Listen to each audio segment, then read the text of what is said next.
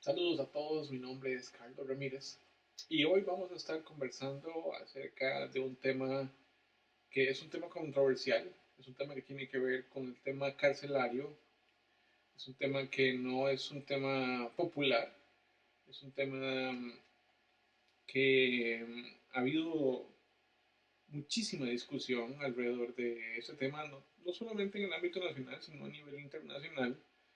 Y tiene que ver con soluciones que vayan más allá de la cárcel, sobre todo enfocado en delitos que son considerados delitos menores. Em, el tema principal de hoy, por supuesto, entonces son las penas alternativas a la pena privativa de libertad. Entonces, ¿qué es lo que vamos a estar haciendo durante estos cortos minutos?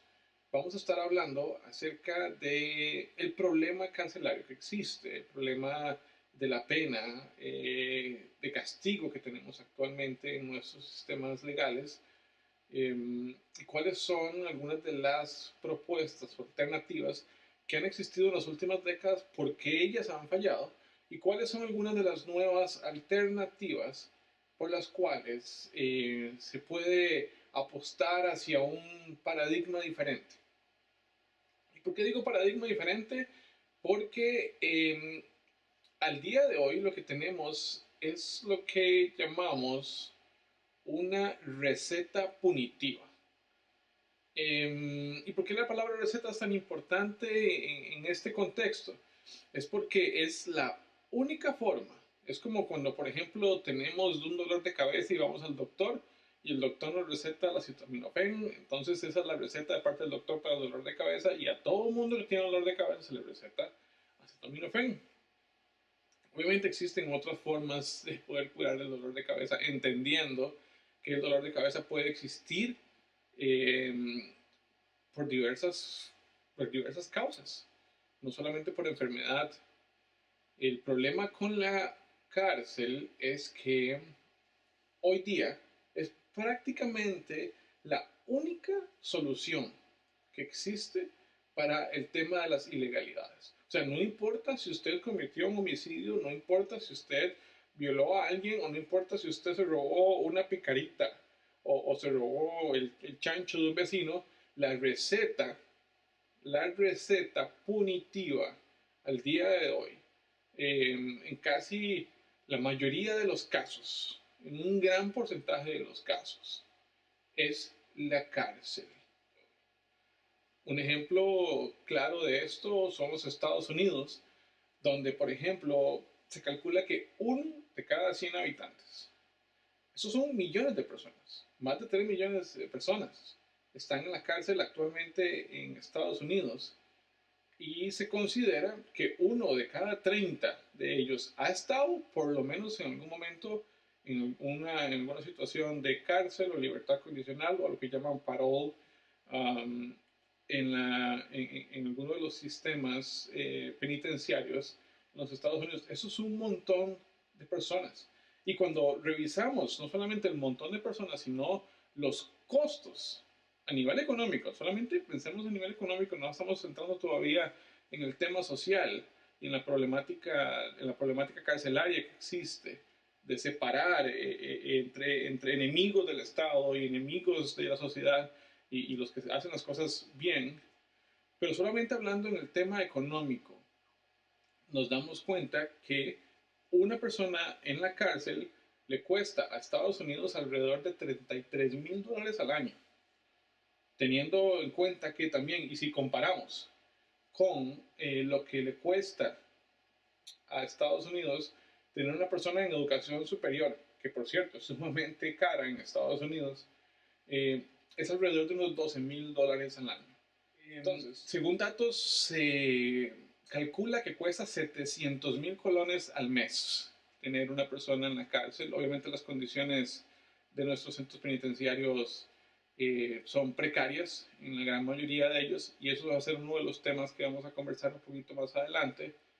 Eh, pero el costo también para el Estado es sumamente alto y no es justo eh, que una persona que haya cometido un error o que haya cometido un delito menor eh, sea recluido a uno de estos sistemas donde lastimosamente los derechos fundamentales de muchos de las personas que están ahí son violentados. Ahora, ¿qué ha sucedido en las últimas décadas? En las últimas décadas hemos visto el tratamiento de la cárcel más algo, de la cárcel más actividades que apoyen a la resocialización. El problema es que han fallado, porque están todavía basados en un parámetro positivista que el énfasis principal es el castigar, el énfasis principal es apartar a que todo aquel que esté eh, fuera de la norma y la idea principal no es, o el enfoque principal no es la resocialización, sino el castigo. A este nuevo paradigma de construcción de más cárceles y cárceles y cárceles como solución se le llama el nuevo holocausto y está basado en políticas criminales de mano dura donde se busca que la solución de los problemas criminales se solucionen a través de más penas y penas aún más largas. Eh, Lastimosamente, en el imaginario social de la gente es lo que más se acepta. Y es triste, porque el efecto a nivel social es tremendo. Y no nos damos cuenta muchas veces cuando comentamos en redes sociales o cuando uno se acerca simplemente a las redes sociales y ven que capturaron a alguien o se habla de que se van a liberar cierta cantidad de reos a causa de su buen comportamiento, la reacción de la gente es no. Ahí pertenecen, ahí es donde deben de estar. Las personas recluidas de libertad salen a la hora de no tener ninguna otra oportunidad porque nunca se hizo el proceso de reintegración a la sociedad. Es más bien ahí donde tienen el gran problema de no ser parte, de no poder ser parte de la sociedad porque el mismo sistema carcelario los separó. Todo aquel que ingresa a través de ese sistema vertical eh, no horizontal porque no existe ninguna posibilidad de negociación, ninguna posibilidad de resolución alternativa de conflictos, sino simplemente vertical en el sentido de poner a esta persona fuera del resto de la sociedad. Se supone que lo que provoca es traer paz social, pero no es el caso. O sea, al final son muchísimos los estudios que existen que más bien demuestran que para delitos menores es sumamente gravoso para la familia el hecho de que el padre de familia o la madre de familia tenga que separarse de la misma con el fin de cumplir una pena. Solución lógica, cuando el crimen organizado crece, en el caso de Costa Rica, cuando el tráfico de droga y el sicariato y los homicidios crecen, pues pareciera que es la forma, pues necesitamos enviar toda esa gente a la cárcel, eh, pero debemos preguntarnos, ¿y qué pasa con aquellos delitos menores? ¿Y por qué hay tanta gente en la cárcel que podría estar haciendo cosas buenas para la patria y devolviendo o pagando en alguna forma su delito? Entendemos, y este nuevo paradigma es importante entender que la cárcel no puede producir efectos útiles para la resocialización del condenado. No existe la cárcel resocializadora desde el paradigma costarricense, desde el pensamiento positivista. No existe esta cárcel que resocializa. Por lo tanto, el paradigma por el cual se debe partir es un paradigma garantista, en el cual eh, inclusive aquellas personas que están con condenas más altas a causa de la severidad de su delito, se debe cumplir para ellos como seres humanos la garantía de sus derechos fundamentales. Y cualquier avance que podamos hacer con el fin de eliminar la cárcel, eh, nos llevará hacia una mejor sociedad. Más cárcel no significa mejores sociedades. Esto no es cierto en ninguna forma.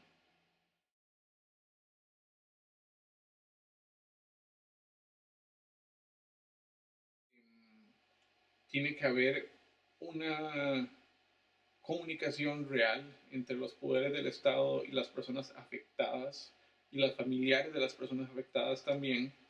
Es un nuevo programa donde debe existir una transformación no solamente de los códigos y de las legislaciones con el fin de garantizar que los derechos humanos fundamentales se cumplan, pero también que se cumpla la labor de reintegración de,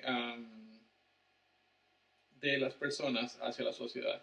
Y es ahí donde es tan importante el hecho de que alguien que haya cometido un delito menor pues pueda cumplir, o sea, con 1000 horas al año, 100 horas al año, 200 horas al año de trabajo, donde pueda pagar a causa del daño que ha hecho y se entiende que ha hecho un daño. No estamos hablando de simplemente que las penas alternativas son meramente impunidad, porque no es así. O sea, la idea es que estas personas y sus familiares sean lo menos afectados posible eh, y que puedan, a su vez, en el proceso, tener una oportunidad de pagar por su deuda mientras se reintegra y se le reeduca y se le ofrece el tratamiento adecuado con el fin de que eso no se repita. Y esto es mucho más barato que tener a alguien en la cárcel por tiempos.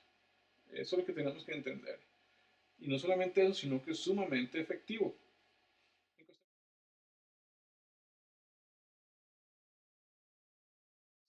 Obviamente es más barato tener una persona monitoreada que tener una persona en la cárcel. Eh, no se refiere a una solución mágica, porque ya tiene un aspecto peyorativo, complicado de estigmatización cuando se sabe que una persona tiene algún tipo de brazalete. Obviamente los que van en la pierna pueden ser más disimulados. Sin embargo, existe esa problemática desde el punto de vista negativo, pero existe también puntos positivos, ¿verdad? La tecnología está avanzando de manera en que estos aparatos también sean más pequeños, con el fin de afectar lo menos posible la vida de las personas que los tienen, ¿verdad? Eh, Obviamente uno de los aspectos negativos también es todo el asunto del control y del asunto de dignidad, eh, privacidad, intimidad. Eh, Sin embargo, para algunos tipos de delitos, ese tipo de tecnología más bien ofrecen grandes ventajas. Bueno, nos despedimos simplemente diciendo y haciendo una pequeña conclusión donde nos damos cuenta que la cárcel castigadora como tal no funciona. Nos damos cuenta que la cárcel, junto con algunas medidas de resocialización, ha fallado. Y nos damos cuenta que al día de hoy una de las mejores soluciones que está al frente de nosotros, es cuestión de aprobar y cambiar algunas leyes, es la aprobación de penas alternativas, eh, donde las personas eh, no tengan que pasar por todo este proceso de